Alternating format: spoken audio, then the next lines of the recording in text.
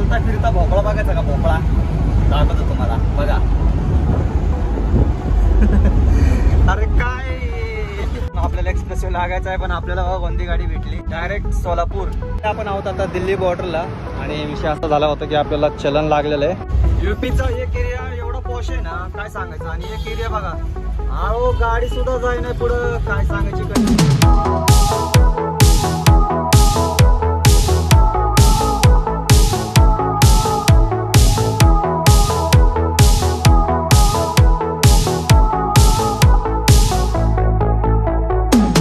सुप्रभात मंडळी, स्वागत आहे एका नवीन व्हिडिओ मध्ये. तर आता सकाळचे वाजलेले 6 आणि 6 वाजता आपण म्हणजे कोर्टाच्या अलीकडे 24 किलोमीटर अलीकडे आपण थांबलेलो आहोत. आता इथून आपण निघतोय. आपली गाडी या ठिकाणी लावली होती, जराशी काच वगैरे पुसून घेऊयात, पण त्याच्या अगोदर म्हणतोय जरासा चहा वगैरे घेऊन येऊयात आणि मग पुढे प्रवासाला सुरुवात करूयात. आज आपण संध्याकाळी कसंही कोणत्याही परिस्थितीत पोहोचून जाईल आपण दिल्लीमध्ये. बघूया किती वेळ लागतोय. जर तुम्ही अगोदरचा ब्लॉग पाहिला असेल तर आपण कोर्टामधून गेलो होतो, पण आता बहुतेक बायपासच चालू झालेला आहे. तुम्हाला पुढे ब्लॉग मध्ये पाहायला भेटेल.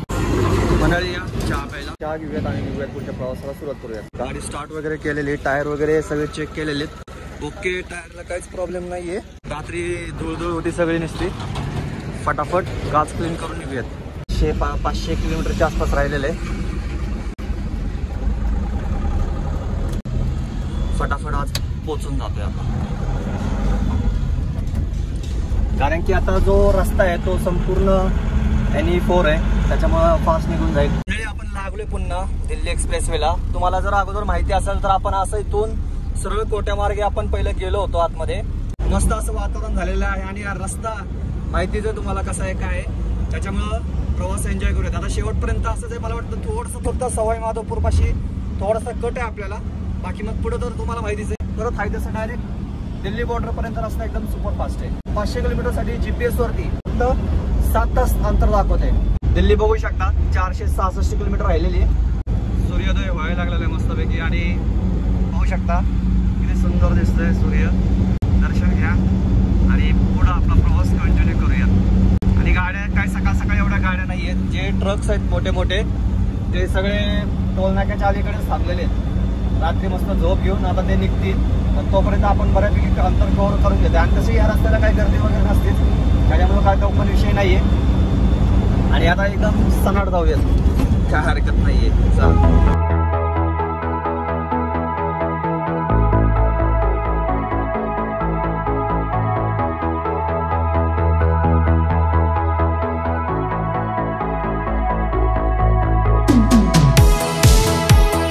मंडळी आपण लागलो त्या पुलावरती आणि इथला नजारा बघा कसा आहे.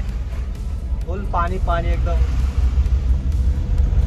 पलीकडे कोपऱ्यामध्ये बघा आपल्याला कोणती गाडी भेटली डायरेक्ट सोलापूर MH13. आपल्यापेक्षा छोटा दोस्त आहे हा, आणि आपण त्याचा बडा दोस्त झालेला आहे. म्हणजे त्याच्यापेक्षा थोडासा मोठा भाऊ आहे आपण, आणि आपला छोटा भाऊ चांगला बोलतोय.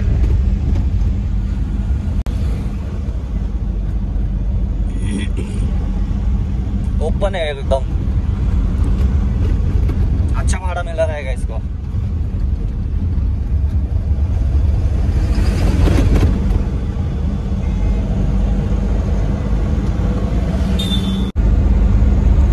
चला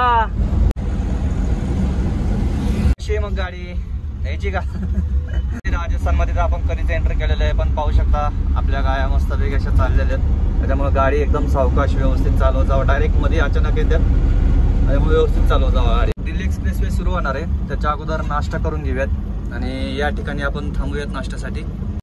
दही पराठा खातोय, कारण की पुढे डायरेक्ट आता एक्सप्रेस वे लागणार आहे, मध्ये काय भेटणार नाही खायला. म्हणजे ज्या अगोदर मी आलेले ब्लॉग बनवलेले आहेत त्याच ठिकाणी थांबतोय, बाकी दुसरीकडे थांबलो नाहीये. तर या मस्त पराठा खाऊयात आणि मग पुढचा प्रवास सुरू करूयात. आता डायरेक्ट नॉन स्टॉप दिल्लीमध्ये पोहोचून जाऊयात. हे बघा मगाची गाडी, तो पण नाश्त्याला थांबलाय माणूस. मी विचारणार होतो त्याला कुठला लोड भरलाय काय भरलाय, पण तो फोनवर बोलत होता म्हणून काय विचारलं नाही.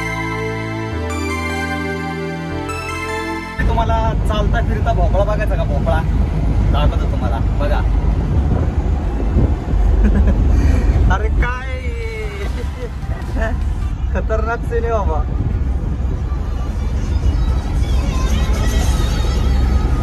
पिकअप वाले काय करतील काय सांगता येत नाही बाबा, खतरनाक आहे.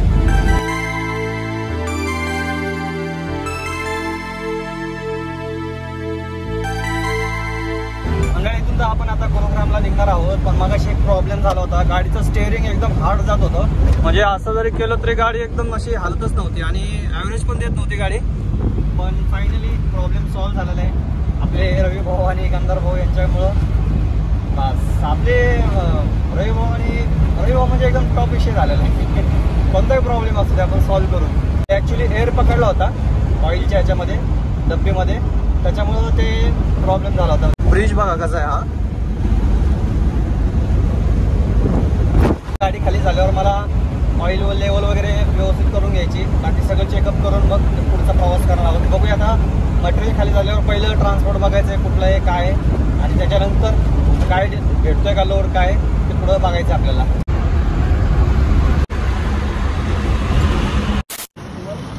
मंडळी आपण आहोत आता दिल्ली बॉर्डरला, आणि विषय असा झाला होता की आपल्याला चलन लागलेलं आहे.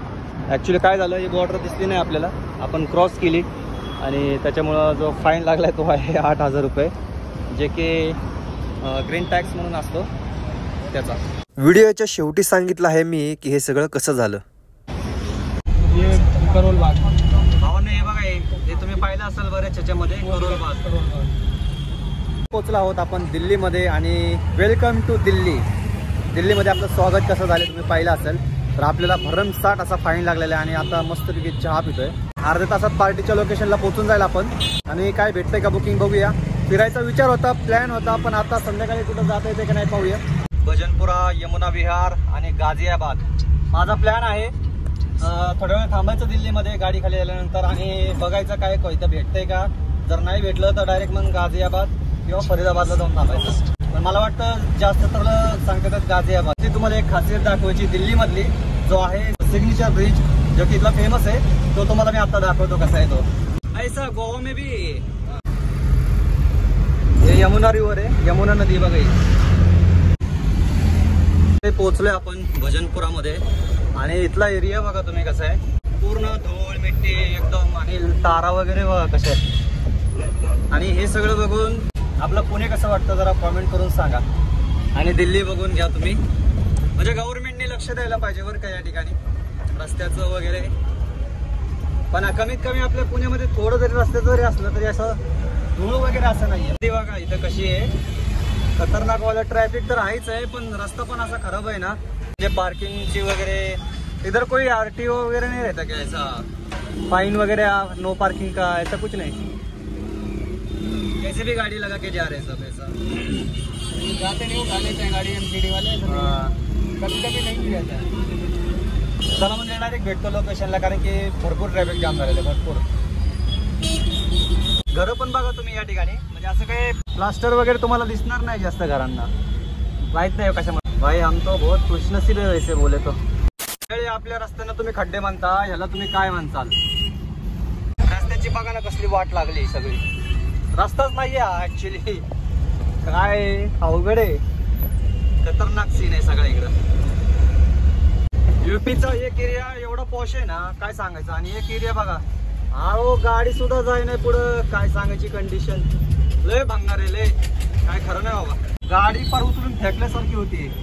एवढाच रस्ता राहिलाय फक्त, बाकी इकडे तर रस्ताच नाहीये. पलीकडे बघा फार एकदम कचरा कुंडी झालेली. आता आपल्या रस्त्यांना तुम्ही काय म्हणचाल हे सगळं पाहिल्यावर. बरं आहे का आपलंच आहे का नाही. विषय सांगायचा होता तुम्हाला दिल्ली मधला. गुरुग्राम मार्गे आपण दिल्लीला गेलो होतो, आणि विषय कसा होता की जी दुसरी बॉर्डर आहे नोएडावरून गेलो होतो मी, फरीदाबाद वरून. ती बॉर्डर मला माहिती होती, पण इकडून गुरुग्राम वरनं जी गेलो होतो ना ती बॉर्डर मला माहिती नव्हत्या. रस्ता मोठा असल्यामुळे ती बॉर्डर जी होती ती साईडला होती. बॉर्डरच्या मध्ये एक छोटीशी भिंत दिसते, पण मी जो होतो ते एकदम डिवायडरच्या एकदम कोपऱ्यामध्ये, म्हणजे राईट साईडला होतो एकदम. आणि त्याच्यामुळे डायरेक्ट गाडी मला लेफ्ट साईडला घेता आली नाही. म्हणजे मला थोडक्यात दिसली होती ती, मला वाटलं टोल नाका वगैरे असेल काहीतरी, त्याच्यामुळे माझं लक्ष नाही गेलं तिकडं, आणि ती बॉर्डर आपल्याकडनं क्रॉस झाली. मी म्हणलं त्याला साईडला घेऊ का, नाही म्हणला जाऊ दे म्हणला, काय नाही हरकत नाही, आता गेली ना आता बॉर्डर जाऊ दे म्हणला. तर विषय काय झाला, ती मागणं गाडी आली त्यांची, गाडी आपली थांबवली, थांबवून गाडी परत बॉर्डरला घेतली, आणि त्याच्यानंतर सगळा फाईन झाला. जवळजवळ 15,000 रुपये फाईन भरा म्हणत होता तो, ऐकतच नव्हता. म्हणजे लय काय काय समजावलं त्याला, बाबा आता काय, आता पहिलीच वेळ आपली इकडे यायची, ह्या बाजूने यायची, ऐकत नव्हता. मग शेवटी कसं बस करून 8 मध्ये मिटवलं ते, म्हणलं नाही का. इथून पुढे दिल्लीचा माल भरताना मी 100 वेळा विचार करतो. अंधविश्वास आता अजिबात नाही ठेवणार, कारण की मी काय विचार केला होता की बाबा बाबा दिल्ली मधलाच माणूस आहे, त्याला सगळं माहिती. तो जर नसता तर मी दिवसा गाडी घातलीच नसती की नो एंट्रीचा काय विषय नसतो रविवारी. पण मी नाही का एकदम बिंदास्त राहिलो, बाबा दिल्लीवाला माणूस आहे, आपली पार्टी आपल्या बरोबर आहे, त्याच्या भरोश्यावर राहिलो. पण नाही इथून पुढं कानाला खडा की विश्वास नाही ठेवणार. पण त्यांनी जो स्कॅम केला ना माझ्या बरोबर, पण तिथं जेव्हा माल डिलिव्हर केला खाली केला तेव्हा जे पैसे माझे शिल्लक राहिले होते ते त्यांनी बुडवले. अशफाक भाईंनी मला पहिलं सांगितलं होतं की दिल्लीची बॉर्डर क्रॉस करू नको, तिथं गेल्यावर फोन कर, गाडी वाटलंच तर आपण तिकडून CNG मागू, गाडीमध्ये मटेरियल ट्रान्सफर करू वगैरे नाही का. सगळ्या गोष्टी त्यांनी मला अगोदरच क्लिअर केल्या होत्या. पण माझा विश्वास एवढा वाढला होता त्या माणसावरती की आम्ही बोललो होतो, गाडीमध्ये 2 दिवस राहिलो होतो, गप्पा मारल्या होत्या, विचार अदलाबदल झाले होते. म्हणजे त्याच्यावरून असं वाटलं होतं की बाप्पा माणूस काय फ्रॉड वगैरे करू शकत नाही. पण ते आपली सवय जात नाही ना लगेच विश्वास टाकायचा दुसऱ्यावरती. तर चूक माझीच होती. पहिली गोष्ट मीच चुकलो होतो, त्याच्यामुळे मी कुणाला दोष देत नाही ह्याच्यात. आणि हे बघा मंडळी, मी स्क्रीनवरती नंबर टाकून वेगवेगळ्या प्रकारे त्याला त्रास देऊन पैसे काढून घेऊ शकतो मी, पण मला ते करायचं नाहीये आणि मला त्या भानगडीत पडायचं पण नाही आणि ते माझ्या तत्वात आता येत पण नाही. त्यामुळं त्या विषय सोडून तुम्ही पण लोड नका घेऊ.